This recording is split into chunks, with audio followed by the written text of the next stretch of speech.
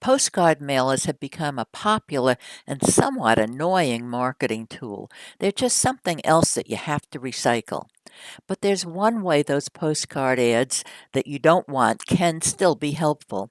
Their thin, somewhat sturdy edges make them perfect for squeezing into thin openings, like the little tiny space where your countertop meets the side of your stove.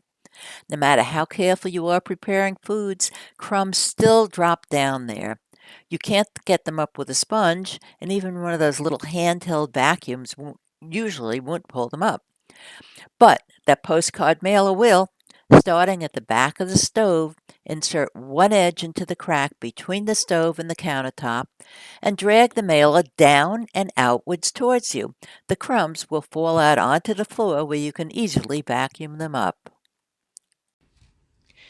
Explore waymoreliving.com for more ideas for thriving in the second half of your life.